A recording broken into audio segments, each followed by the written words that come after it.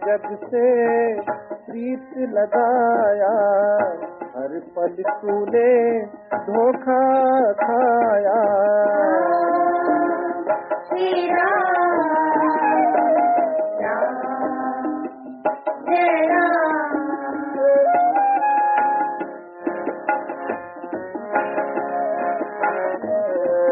झूठे जग से प्रीत लगाया, हर पल तूने धोखा खाया। हाथ नहीं कुछ आएगा, हाथ नहीं कुछ आएगा। तेरा जीवन गुजर जाएगा, तेरा जीवन गुजर जाएगा। श्री राम जप ले,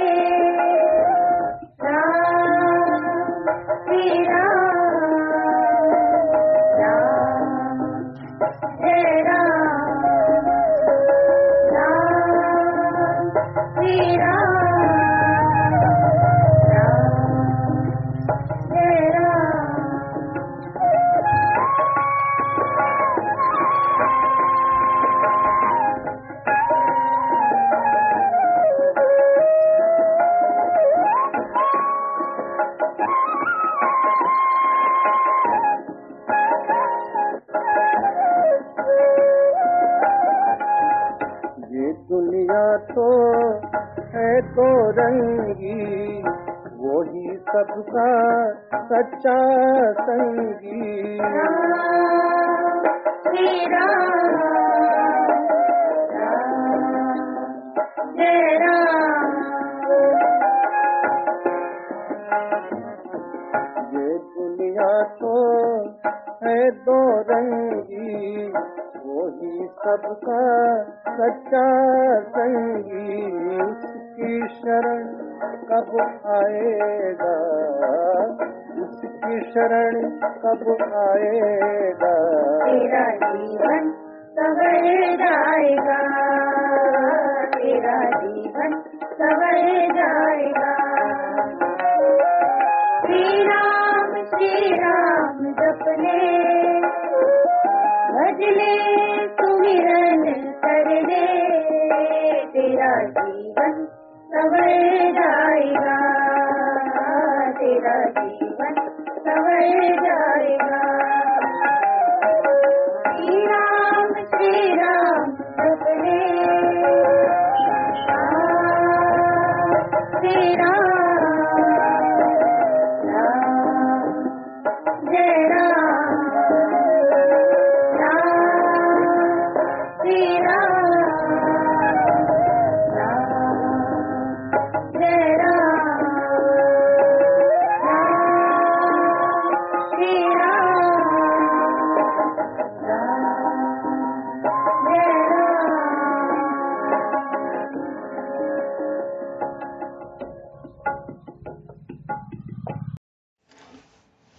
अखंड मंडलाकारं व्याप्तं येन चराचरं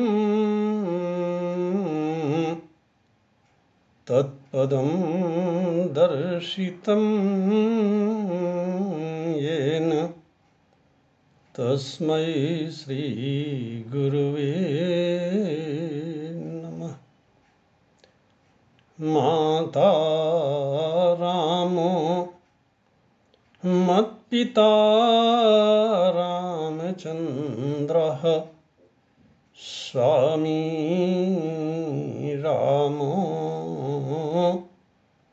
मत्सखा रामचन्द्रः सर्वस्वं मे रामचन्द्रो दयालुः नान्यं जाने नैव जाने न जाने। वसुदेवसुतं देवं कंसचाणूरमर्दनं देवकी परमानन्दं कृष्णं वन्दे जगद्गुरुम्। प्रेम से बोलिए भक्त वत्सल भगवान की जय। वृंदावन बिहारी लाल की जय। परमादरणीय संचालक महोदय, भगवत कथा रस रसिक रसज्ञ श्रोताओं, श्रद्धामयी देवियों, आइए हम लोग अपने विषय की ओर चलते हैं। मृत्यु को आनंददायक कैसे बनाया जाए।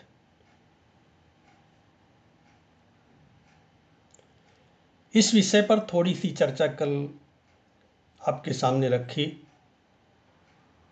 और उसमें मुख्य रूप से ये कहा गया कि मृत्यु आनंददायिनी है,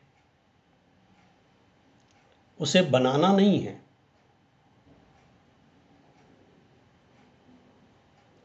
उसके बारे में केवल जो सत्य है उसे जान लेना है। और सत्य यह है कि मृत्यु के साथ ही साथ, मृत्यु शब्द का अर्थ है स्थूल शरीर का त्याग। तो मृत्यु किसकी होती है?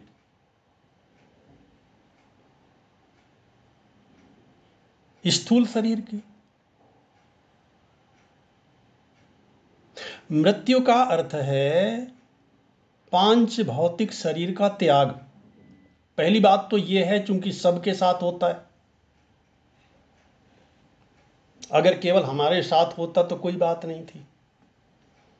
और जो बात सबके साथ होती है और होना सुनिश्चित है, वो चाहे गरीब हो, रईस हो, धनी हो, निर्धन हो, विद्वान हो, मूर्ख हो, किसी भी प्रकार का व्यक्ति क्यों ना हो।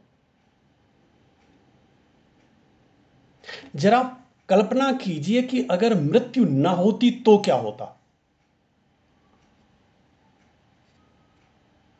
कई बार लोग आशीर्वाद देते हैं, हमें आपको भी बड़ा अच्छा लगता है, सैकड़ों वर्ष जियो।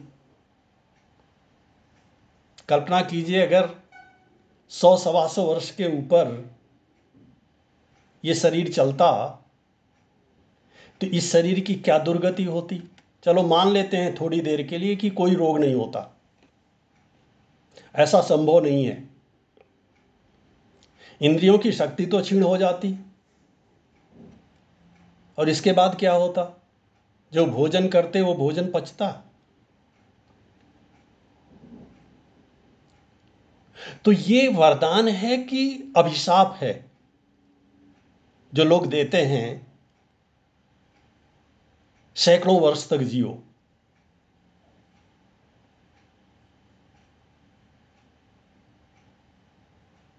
उनसे पूछा जा सकता है कि आप हमें वरदान दे रहे हो कि हमें अभिशाप दे रहे हो।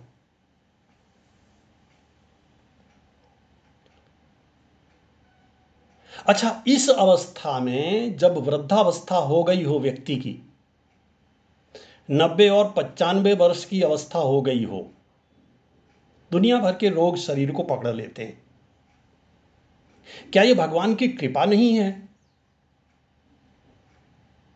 कि इस जीर्ण शीर्ण वृद्ध शरीर को छोड़ करके वो एक नया शरीर देने के लिए तैयार बैठे। योग शास्त्र में ऐसा लिखा है कि जैसे जोंक चलता है तो अपने दो पैर, आपने देखा होगा, अपने दो पैर आगे के पहले रख लेता है, तब पीछे के दो पैर छोड़ता है। उसके चलने की स्थिति कुछ ऐसी होती है कि उसकी पीठ ऊपर हो जाती है, आगे के दो पैर पहले जमा लेता है और फिर पीछे का हिस्सा छोड़ता है वो। ठीक यही स्थिति जीव की है। ये अगला जन्म पहले तय कर लेता है और फिर ये पिछला शरीर छोड़ता है। माने जीर्ण शीर्ण शरीर को छोड़ करके अगर हम नए शरीर में जाते हैं तो इसमें दुख की कौन सी बात है? मृत्यु ही वरदान है, मृत्यु ही आनंददायिनी है, मृत्यु सुखदायिनी है। अच्छा, आपने देखा होगा, एक तर्क और देता हूं, आपने देखा होगा बचपन में जब आपका शिक्षा काल था, हमारा शिक्षा काल था, उसके थोड़ा पहले से ले लीजिए, आपको कैसा लगता था?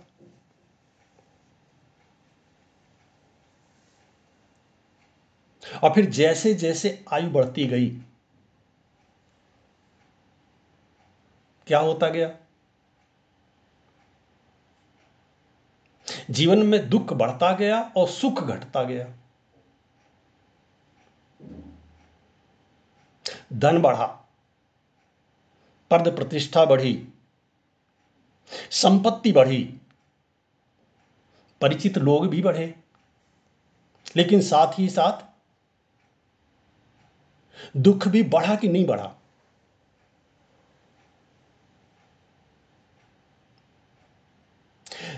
जितना सुख शिक्षा काल में था जब हम लोग पढ़ा करते थे, क्या आज है?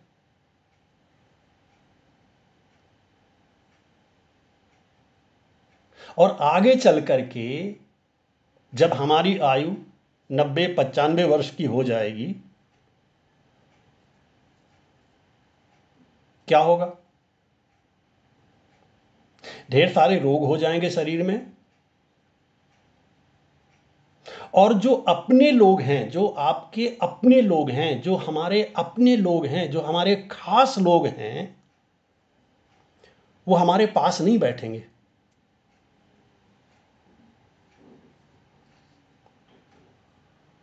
जिन्हें आप जीवन भर की कमाई दे करके जाएंगे, वो बेटा जानता है ये सब कुछ मुझे ही मिलेगा, आप बार बार बुलाओगे वो पास में नहीं बैठेगा। बैठ जाए तो आप समझिए कि हमने बहुत पुण्य किए, बहुत सत्कर्म किए। भगवान न करे लेकिन ऐसा होता है, मैंने अपनी आंखों से देखा है। अगर कभी कोई लंबी बीमारी को पकड़ ले, लंबी बीमारी के साथ चारपाई पकड़ ले, तब घर वालों का व्यवहार कैसा होता है? मैं भगवान से प्रार्थना करता हूं कभी किसी के साथ ऐसा ना हो, लेकिन तब घर वालों के साथ व्यवहार कैसा होता है? जो आपके खास सगे हैं वही आने वालों से कहने लगते हैं कि अब तो भगवान उठा लेवें तो ही अच्छा है, इनका कष्ट हमसे नहीं देखा जाता। बात कष्ट की नहीं है, आपकी सेवा में जो समय देना पड़ रहा है और उनका जो आनंद, उनका जो सुख, उनकी जो मौज कम हो रही है, समस्या तो वहां है।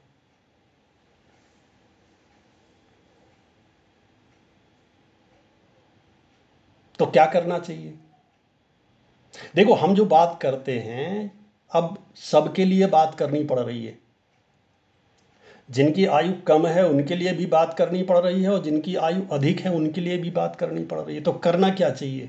करना ये चाहिए कि हमें मृत्यु को लक्ष्य करके अपनी तैयारी करनी चाहिए।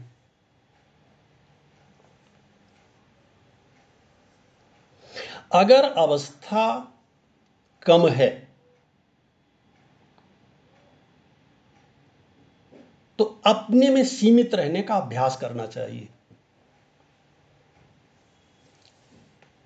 कम बोलने का अभ्यास करना चाहिए, लोगों से कम मिलने का अभ्यास करना चाहिए। और अपने काम से काम रखना चाहिए, भगवान के नाम का जप करना चाहिए।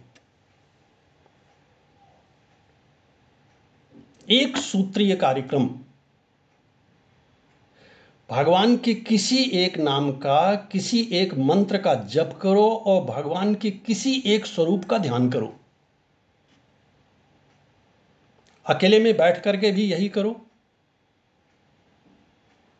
और कोई आ जाए तो जल्दी से जल्दी उसे विदा करो। मन से यह भ्रम निकाल दो कि इनके साथ बैठ करके हमारा कुछ भला होगा, क्योंकि अगर उनसे दोस्ती हो गई तो आपका दुख बढ़ेगा, और अगर दुश्मनी हो गई तो कहना ही क्या है। फिर आपके मन में या तो आपका दोस्त रहता है या आपका दुश्मन रहता है। आपके मन में जो आपका खास है वो रहता है, तो भगवान कैसे रहेंगे। कई बार लोग कहते हैं भगवान का नाम जप तो करते हैं लेकिन हमारा हमारा मन लगता नहीं है। हमने कहा भैया, मन में बहुत थोड़ी सी जगह है, वहां एक ही रहता है एक बार में। एक साथ दो लोग नहीं रह सकते।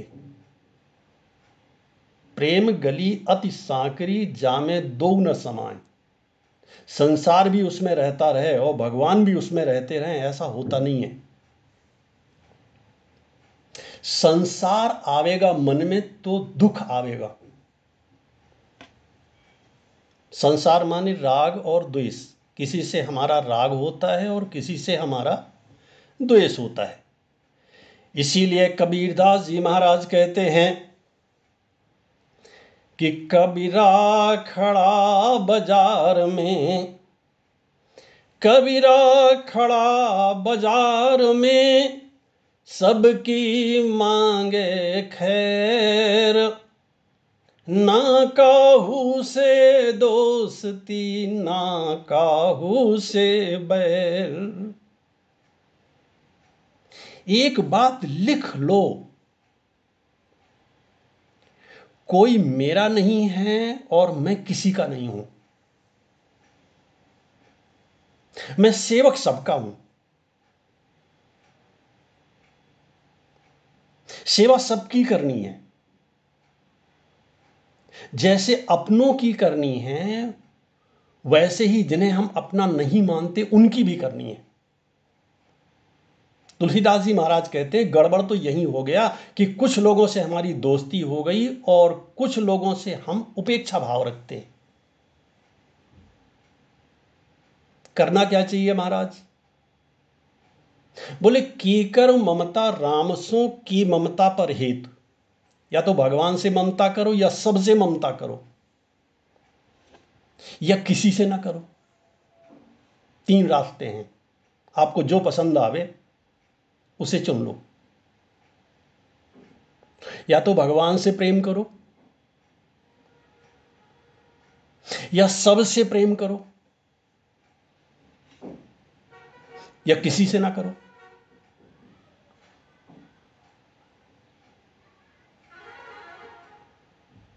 सबसे प्रेम करोगे तो भगवान में अनन्य बुद्धि बनेगी, मन शांत होगा। ऐसा करने से हमारा मन शांत होगा। आप करके देखो ना, इसका अभ्यास करके देखो। किसी से बोलना नहीं है, किसी से कहना थोड़ी ना है, भाव बनाना है अपने मन के अंदर। और भाव बनाने में एक नया पैसा खर्च नहीं होता। सब मेरे हैं।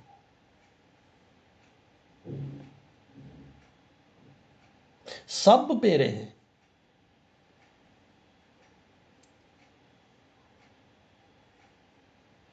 श्रीमद् भागवत में लिखा हुआ है ऐसा बुद्धिमताम बुद्धि। जो अपने को बड़ा बुद्धिमान समझते हैं उनकी बुद्धिमत्ता यही है।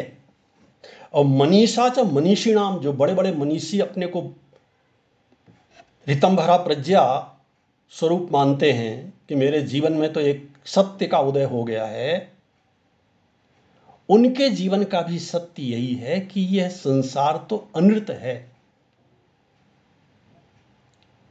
मिथ्या है, झूठा है। इस मिथ्या संसार से सत्य को निकाल ले में। सत्य है परमात्मा का नाम। अपने मन को केवल और केवल परमात्मा के नाम में लगा दे। भगवान के चक्कर में मत पड़ो, मैं तो यही कहूंगा। नाम का आश्रय लो, सो नाम आपको नामी तक पहुंचा देगा। यह बहुत पावरफुल है। इस शब्द में बहुत शक्ति है। हमारे शास्त्र कहते हैं एकः शब्दः सुप्रयुक्तः स्वर्गे लोके च कामधुक् भवति। अगर आपने एक शब्द का सही सही प्रयोग करना सीख लिया, अगर हमने एक शब्द का सही सही प्रयोग करना सीख लिया, तो हम जो चाहें यो यदिच्छति तस्य तत्, जो जैसी इच्छा करता है उसे वही मिलता है।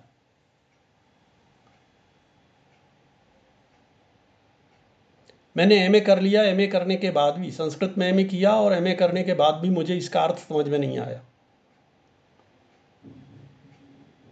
फिर एक बार जब मैं रिसर्च कर रहा था, उस समय मैंने अखबार में पढ़ा किसी व्यक्ति ने प्रधानमंत्री के लिए कुछ गलत बोल दिया था, सभा में मुख से निकाल दिया, और पुलिस वाले बिना ड्रेस के वहां रहते हैं और उन्होंने उसे पकड़ लिया।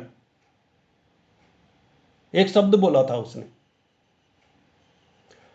फिर वो जेल गया और फिर पता नहीं क्या क्या हुआ उसके साथ में। मुझे समझ में आ गया एक गलत शब्द में इतनी शक्ति हो सकती है, वह व्यक्ति को जेल भेज सकता है। भगवान के नाम में कितनी शक्ति होगी।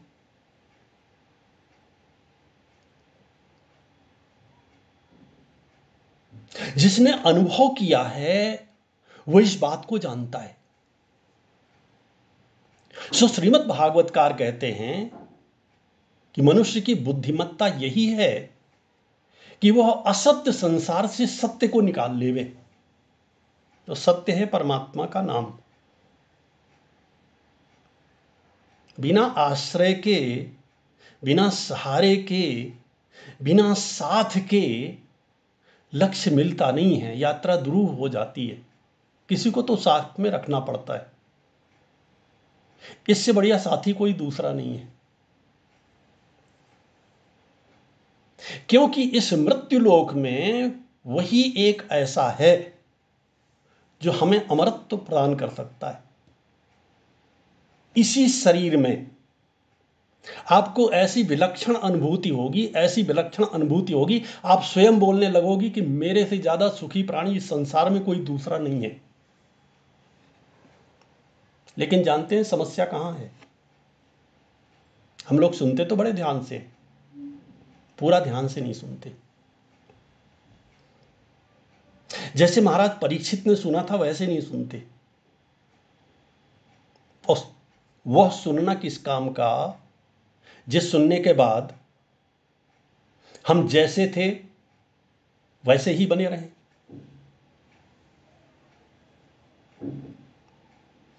तुलसीदास जी महाराज कहते हैं कि वाक्य ज्ञान अत्यंत निपुण, शास्त्र का खूब ज्ञान है अच्छी तरह से, भव पार न पावे कोई। तो क्या उसे आनंद मिल जाएगा? भवसागर से पार हो जाएगा?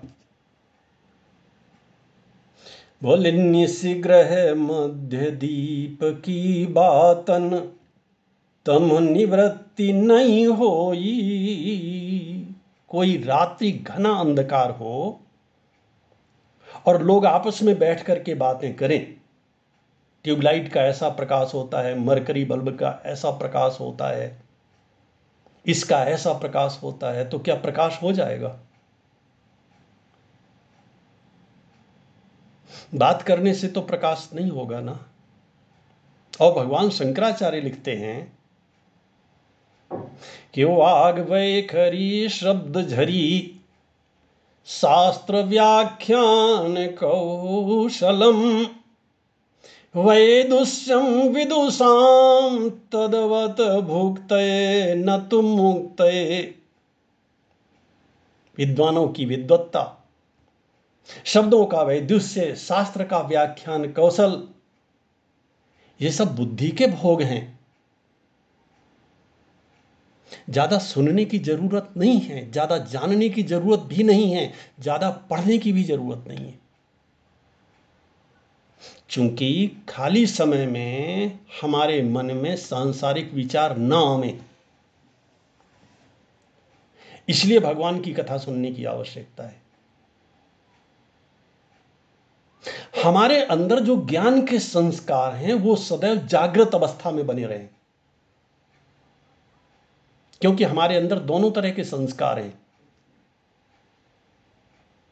दैवी संस्कार भी हैं और आसुरी संस्कार भी हैं। आपने देखा होगा कई बार बड़े बड़े महापुरुषों में जब आसुरी संस्कार जागृत हो जाते हैं तो लोग विश्वास नहीं करते, महाराज इतने बड़े संत इतना रद्दी काम किया। उनका दोष थोड़ी ना है, वो संस्कार जागृत हो गए, संस्कारों के अधीन हो गए। वो पाप संस्कार जागृत न होने पावे,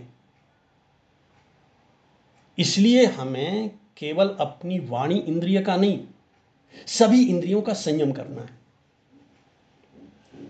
इंद्रियों का संयम करने से मन का संयम होता है।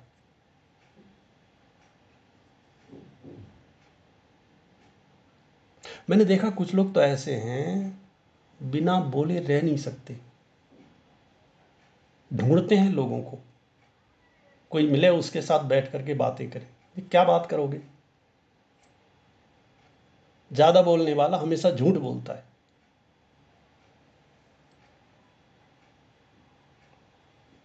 ज्यादा बोलने का शौक है, रामचरितमानस का अध्ययन करो। और बहुत ज्यादा बोलने का शौक है तो भगवान के पास बैठ करके उनसे बातें करो। मैं नहीं जानता आप में से कितने लोग इस पद्धति का प्रयोग करते हैं।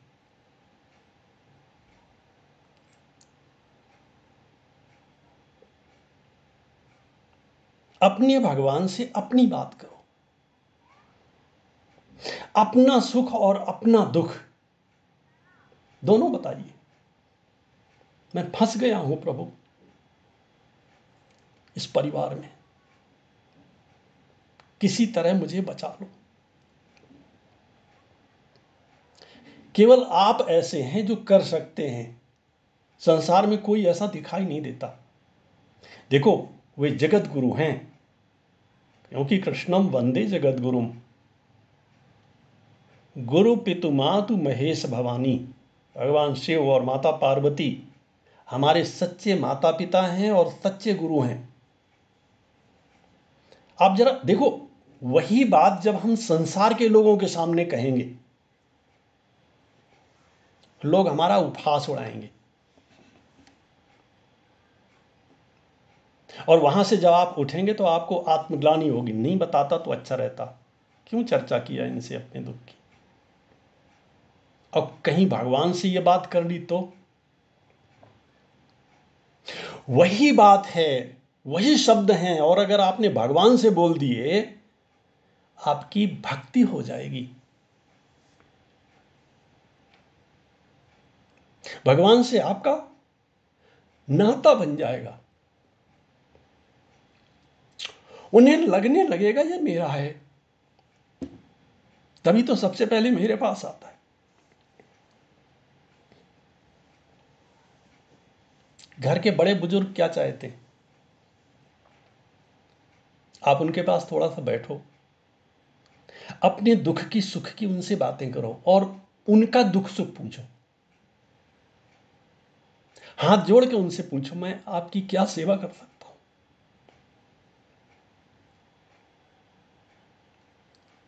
कुछ नहीं बताएंगे, लेकिन कितना सुख मिलेगा उन्हें। उन्हें सुख मिलेगा, आपका पुण्य हो जाएगा, आपका धर्म हो जाएगा। भगवान भी तो हमारे माता पिता ही हैं। वही एक ऐसे हैं, एकमात्र ऐसे हैं जो सामर्थ्यवान हैं,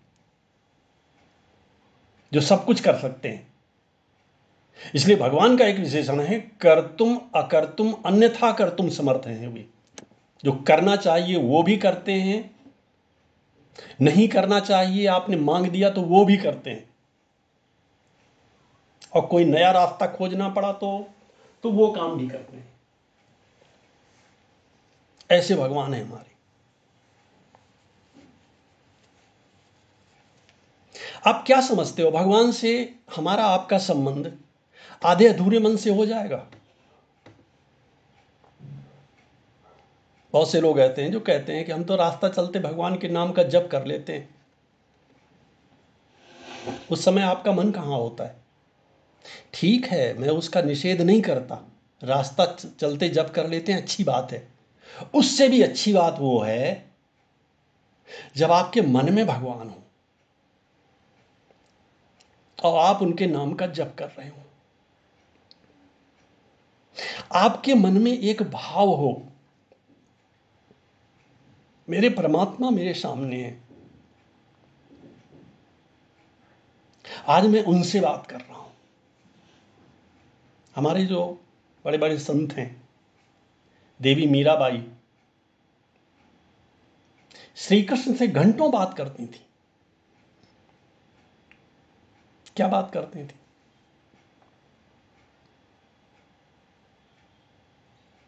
अपना सुख बताती थी, अपना दुख बताती थी।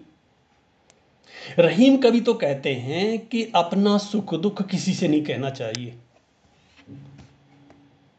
रही मन या मन की व्यथा, अब मन ही राखिए गोए। मन में ही छिपा के रखना चाहिए, लेकिन अगर आपने मन की व्यथा मन में छिपा के रखी तो उसके बड़े साइड इफेक्ट हैं। बोले कहने से क्या फायदा? रहीम कवि कहते हैं कि सुनी ठेलई हैं लोग सब, बांट न लई है कोई। कोई उसे बांट तो लेगा नहीं, लोग हंसी और उड़ाएंगे। लेकिन तुलसीदास जी महाराज ऐसा नहीं कहते। वे कहते हैं कि तुलसी अपने राम सो, तुलसी अपने राम सो, कही सुनाव दुख दोष। अपने राम जी से अपनी सब बात बता दो। बोले महाराज क्या लाभ होगा? बोले होय दूबरी दीनता परम पीन संतोष। आपका संतोष कई गुना बढ़ जाएगा, क्योंकि आपने सही जगह बोला है। लेकिन यह तब संभव है, इसे अंडरलाइन कर लो अब जो मैं बोलने जा रहा हूं, यह तब संभव है जब आप अधिक से अधिक समय एकांतवास करें। एकांत में रहने से सत्य का चिंतन होता है, अन्यथा मिथ्या संसार का चिंतन होता है।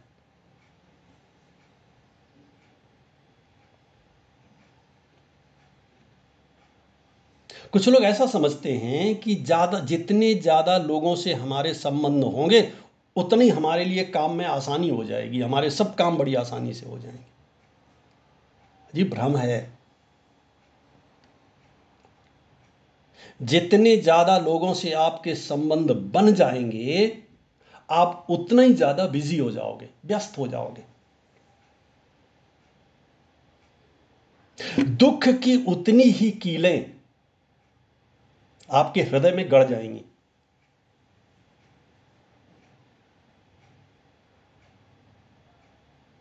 शास्त्र कहता है यावंतः क्रियते जंतु संबंधान स्नेह समन्वितान। ये जीव जितने स्नेह के संबंध बनाता है, संबंध माने स्नेह, बिना प्रेम के कहीं संबंध बनता है? पहले तो आपने वो कीमती चीज जो आपके पास थी जिसके बदले में आप भक्ति ले सकते थे, संसार को दे दी।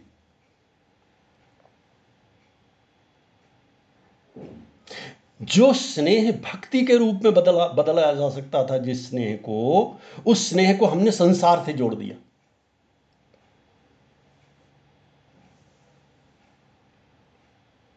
कितना बड़ा घाटा है, कितना बड़ा नुकसान है।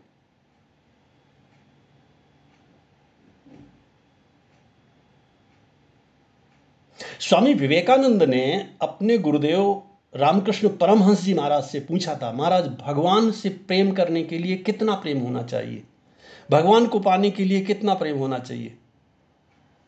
परमहंस जी ने कहा, बेटा ज्यादा नहीं, जितना पत्नी से करते हो, जितना पुत्र से करते हो, जितना मित्र से करते हो, जितना धन संपत्ति से करते हो, बस यही सब यहां से उठा करके उनके चरणों में जोड़ दो।